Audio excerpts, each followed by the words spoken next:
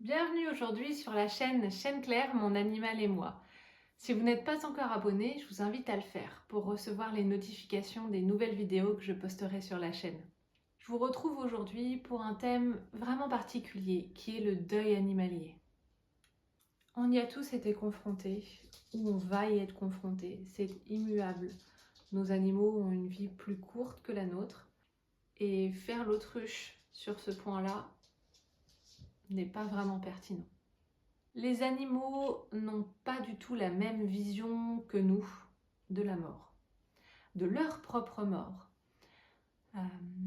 L'humain voit la mort comme un drame, comme le bout d'un chemin, comme quelque chose presque contre lequel on devrait lutter, reporter, quelque chose de noir, de négatif, ce qui n'est pas le cas de l'animal.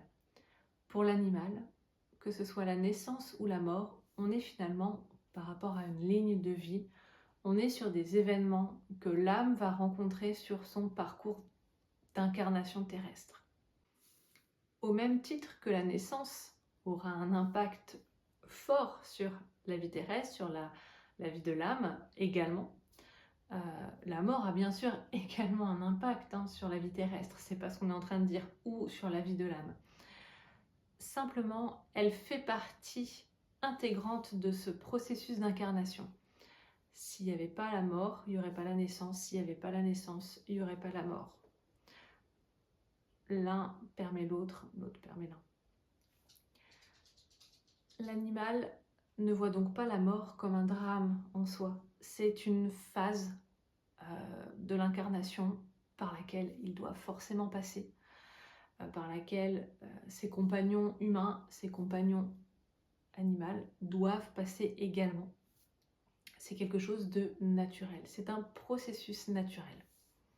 Ça ne veut pas dire que l'animal n'est pas du tout triste d'arriver sur la fin de sa période terrestre, d'arriver sur sa fin de vie, qui plus est quand on a des fins de vie comme pour nous avec des maladies, des douleurs, des difficultés dans la mobilité, dans la digestion, voire des maladies chroniques fortes qui peuvent entraîner le décès de l'animal.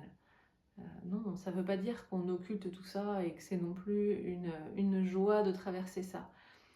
C'est simplement qu'il n'y a pas de lutte contre ça en fait. Il y a une acceptation de ce qui est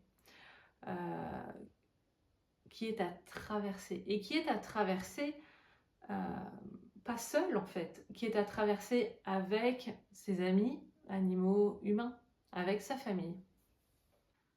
Certains animaux vont, je dirais, attendre de leur gardien humain finalement un comportement un peu comme si de rien n'était en fait.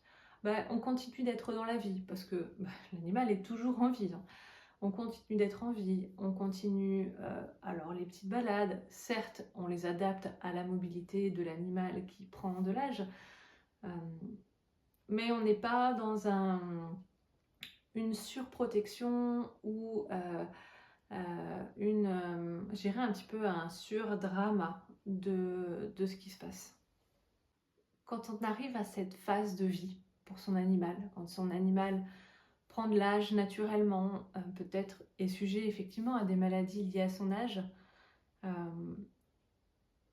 dis toujours qu'on arrive un peu à la quintessence de la relation qu'on a eue avec lui aussi durant toute sa vie. On vient vraiment toucher la substantifique moelle de la relation, du lien, de ce qu'on a tissé. C'est une des phases de vie où l'animal va nous envoyer le plus de messages, être le plus proche de nous, justement pour communiquer ses besoins, pour communiquer beaucoup de douceur. Car il a aussi cette grande conscience que nous n'avons pas la même vision que lui de ce passage et que finalement, nous avons besoin d'être accompagnés dans cette étape-là. Ça peut revenir à se demander qui accompagne qui. Est-ce nous qui accompagnons notre animal dans sa fin de vie? ou est-ce que c'est lui qui nous aide à avancer doucement vers cette phase de deuil que nous aurons à traverser avec son départ. Jamais j'ai vu un animal, que ce soit en fin de vie ou dans une communication avec un animal décédé, un animal qui dise qu'il veut que son gardien humain reste dans la tristesse de son départ, vous voyez, quelque chose de très lourd. Au contraire, ils ont énormément d'amour pour nous à ce moment-là. Enfin, je dirais, comme je vous dis, c'est vraiment cette quintessence, encore plus qu'au cours de notre chemin ensemble. Il y a une réunification vraiment qui peut se passer de cœur à ce moment-là.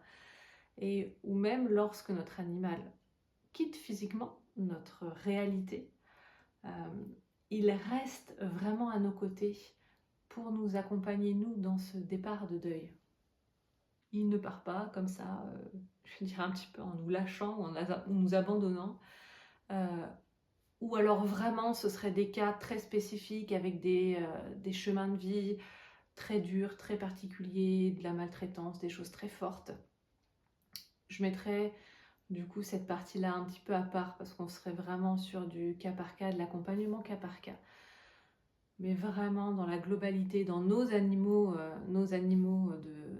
je dirais de famille, on ne va pas retrouver cette dynamique-là.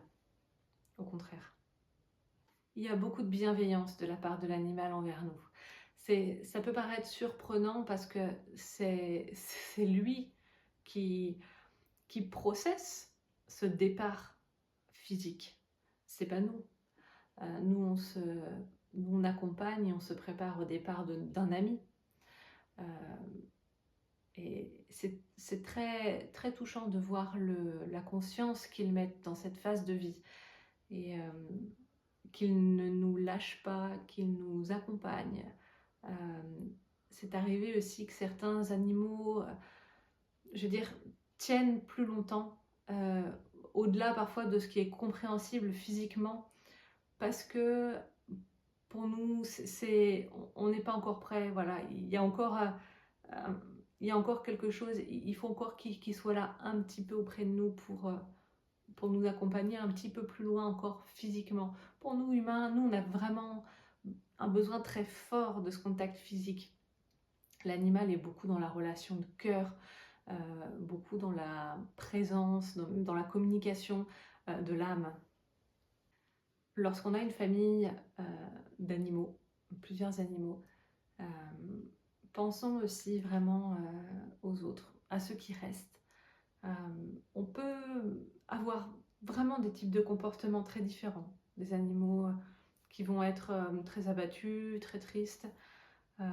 Certains vont prendre des places différentes après le départ d'un de nos animaux. On peut avoir aussi des comportements presque comme si de rien n'était. Alors ça ne veut pas dire que ces animaux sont complètement insensibles à ce qui se passe. C'est juste que eux, le vivent aussi à leur manière, le traversent à leur manière.